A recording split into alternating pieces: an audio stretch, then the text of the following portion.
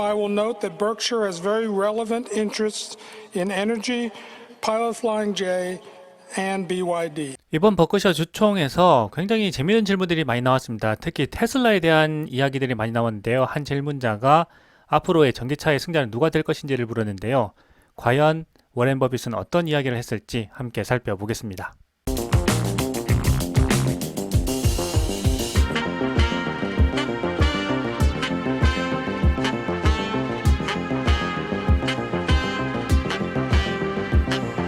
전설적인 투자자 워렌 버핏, 그리고 매년 연례회의에서 이 축제처럼 행해지는 행사가 바로 이 버크셔의 주총이죠. 그래서 매년 버크셔의 이 주총을 굉장히 유심히 살펴보는데요. 올해 주총에서는 굉장히 특이한 점이 있었습니다. 바로 테슬라에 대한 이야기가 많이 나왔다는 점인데요. 한 질문자가 이렇게 물었습니다. 현재 기후변화에 대해서 많은 국가들이 함께 공동으로 노력을 하고 있는데 이 버크셔 해서웨이도 여러 가지 에너지 사업을 하고 있는 것으로 알고 있다.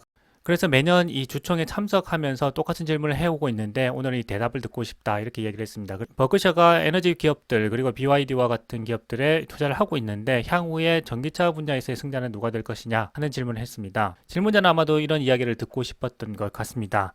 테슬라가 향후 전기차 산업에서의 승자가 될 것 같다 하는 말을 워렌 버핏의 입에서 직접 듣고 싶었던 것 같은데요. 워렌 버핏은 차마 그런 말을 하지 못했죠. 찰리 먼거가 자신의 투자 인생에서 가장 성공적인 투자 중에 하나가 바로 BYD에 대한 투자였다라고 이야기를 했던 것처럼 이 BYD는 이 버크셔 해서웨이에 있어서 가장 성공적인 투자 히스토리 중에 하나였습니다. 왕찬프 회장이 이 BYD를 만들었고요. 아주 조그만 배터리를 만드는 회사에서 전기차 회사를 만드는 데까지 확장시킨 아주 중국에서는 입지전적인 인물인데요. 과거에 왕찬푸에 대한 칭찬도 정말 많이 했었고요. 아주 훌륭한 경영자라고 이야기를 많이 하기도 했습니다. 그래서 얼마 전에 세상을 떠난 이 찰리 먼거가 BYD에 대한 투자가 자신의 투자 히스토리에서 가장 성공적인 투자였다라고 이야기를 하기도 했었는데요. 워렌 버핏 역시 이 BYD에 대한 투자를 아주 높게 생각하고 있습니다. 그런데 최근 테슬라가 이 전기차 산업에서의 판도를 완전히 바꾸면서 많은 사람들이 왜 버크셔가 테슬라에 투자하지 않는지에 대한 질문을 해왔는데요. 이번에 질문을 한 이 투자자 역시 이 버크셔의 주총에 매년 참가를 해서 계속해서 같은 질문을 하고 있는데 오늘은 이 질문에 대한 대답을 듣고 싶다라고 워렌 버핏에게 질문을 했던 것이죠. BYD에 대한 투자를 하고 있는 워렌 버핏이 과연 테슬라에 대한 투자 가능성에 대해서 어떤 생각을 갖고 있는지 많은 사람들이 궁금해했을 텐데요. 여기에 대한 직접적인 대답은 하지 않았습니다. 앞으로 전기차 분야에서 누가 승자가 될 것인지 버크셔에게 묻지 말고 버크셔에게 의존하지 말고 스스로 판단하라고 이야기했는데요. 그러면서 과거에 자신이 1930년대에 태어났을 때 지구상의 전체 인구는 20억 명이었는데 현재 자신이 이제 90세가 넘었죠. 현재의 전체 인구는 80억 명이 되었다. 그런데 그 당시에 20억 명이 80억 명이 될 것이라고는 그 누구도 예측하지 못했다라고 이야기를 했습니다. 그렇기 때문에 향후에 이 전기차 분야에 있어서 어느 기업이 위너가 될 것인지에 대해서는 본인도 판단할 수 없다라고 이야기를 했는데요. 현재 많은 사람들이 테슬라가 미국에서 가장 높은 점유율을 가지고 있고 혁신 기업임을 인정하고 있는 가운데 워렌 버핏에게 테슬라에 대해서 어떻게 생각하느냐, 앞으로 전기차 분야에서의 가장 뛰어난 기업이 될 것이지 않느냐, 그렇기 때문에 버크셔 해서웨이가 투자해야 하지 않느냐라는 질문으로까지 이어질 수 있었던 것 같은데요. 워렌 버핏은 앞에서 말씀드렸던 것 같이 그 질문에 대해서는 버크셔에게 하지 말라는 말로 마무리를 했습니다. 워렌 버핏이 살아온 1930년대 이후의 미국 사회는 제조업이 상당히 발전하면서 세계 강대국으로서의 미국 경제가 아주 튼튼하게 성장을 해왔던 시기였습니다. 그렇기 때문에 자신이 미국에서 백인으로서 성장하게 된 것이 성공한 투자자가 되는데 가장 좋은 바탕이 되었다고 여러 번 이야기를 하기도 했습니다. 현재 미국은 세계에서 가장 강한 국가이면서 경제적으로도 가장 풍요로운 나라이기도 하죠. 그래서 워렌 버핏은 과거 주총에서 이런 말을 하기도 했습니다. 자신의 가족들에게 유언을 남긴다면 어떤 유언을 남길 것인가 하는 질문이었는데요. 워렌 버핏은 여기에 대해서 다음과 같이 이야기했죠. S&P 500 인덱스에 투자를 하도록 이야기를 할 것이다 라고 말이죠.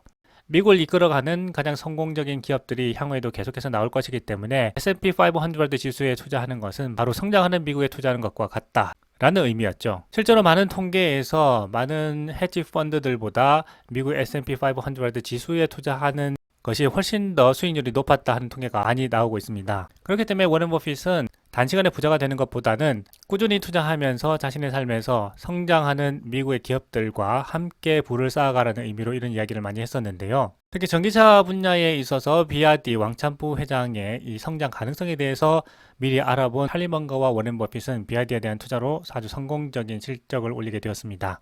그리고 몇 년 전부터는 이 BRD 주식을 팔면서 수익을 실현하고 있는 상황인데요. 그렇기 때문에 이 투자자는 이제 다음에 성장할 전기차 기업에 대해서 버크셔가 어떻게 투자를 할 건지에 대한 계약을 물어보는 질문이었다고 생각이 됩니다. 근데 워렌 버핏은 그것에 대해서는 본인에게 묻지 말라고 이야기했죠. 아마도 워렌 버핏도 우리 투자자들이 보는 것과 같이 테슬라라고 하는 기업의 가능성에 대해서 분명히 보았을 거라고 생각을 합니다.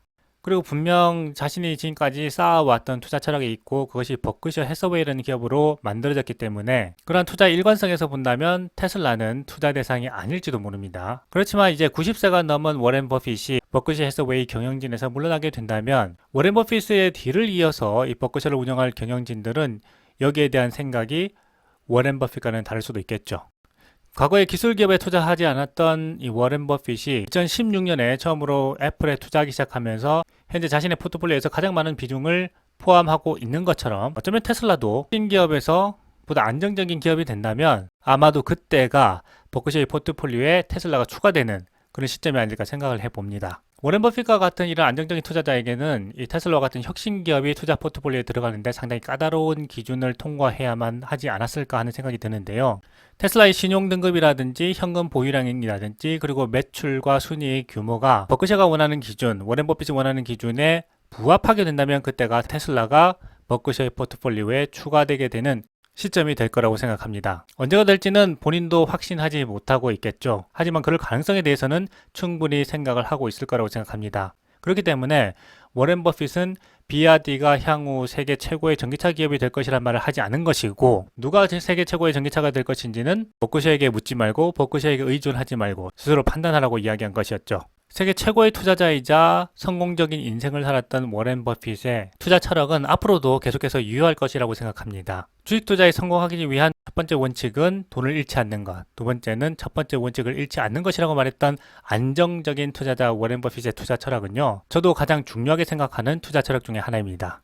하지만 우리가 과거 역사를 보면서 한 시대의 흐름을 완전히 바꿀 만큼 혁신 기업이 나타났을 때 그 혁신 기업을 미리 알아본 선구자들은 투자를 통해서 커다란 부를 쌓았고 그래서 자신의 인생을 바꾸었다는 것을 우리는 알고 있습니다. 그렇기 때문에 피터 린치는 위대한 기업에 투자하라는 말을 하기도 했죠.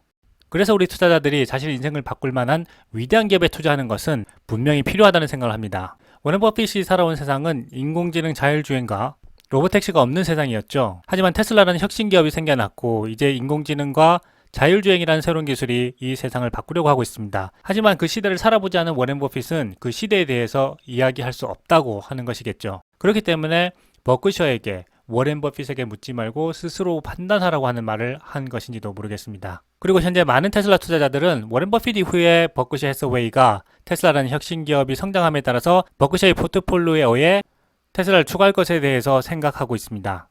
90% of the people that buy stocks don't think of them the right way. They think about something that they hope goes up next week. But when I was 11, I picked stocks. I had the whole wrong idea. I was interested in watching stocks, and I thought stocks were things that went up and down, and I charted them. I read books on technical analysis. It was to predict what a stock would do and predict the stock market. Realized that I was doing it exactly the wrong way.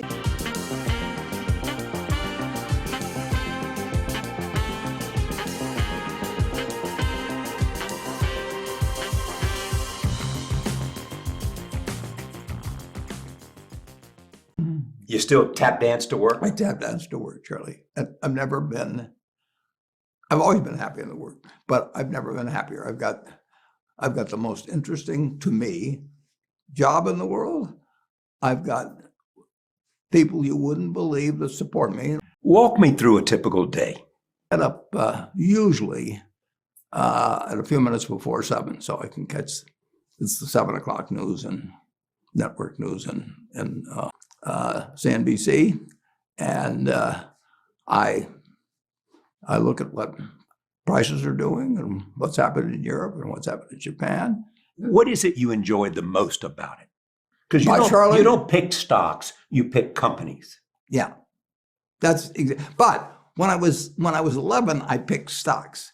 I had the whole wrong idea. I I was interested in watching stocks, and I thought stocks were things that went up and down, and I charted them. I read books on technical analysis. I read Edwards and McGee. I think that was the classic then. I mean, hundreds and hundreds of pages. And I read that whole thing over and over again. And I read Garfield, Drew, I read everything. And I thought the first 8 years, I thought the important thing was to predict what a stock would do and predict the stock market. And then I read Ben Graham, when I was 19 or 20.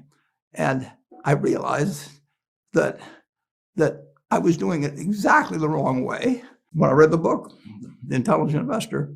And from that point, I never bought another stock. I bought businesses that happened to be publicly traded, but I became an owner of a business.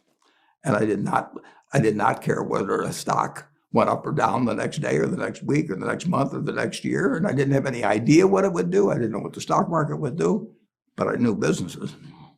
I knew something. 90% of the people that buy stocks don't think of them the right way. They think about something that they hope goes up next week. And they think about the market as something they hope goes up. And if it's down, they feel worse. I feel better. And you think about? Pardon me? And what do you think I about? think about what the company's going to be worth 10 or 20 years from now. And I hope it goes down when I buy it because I'll buy more.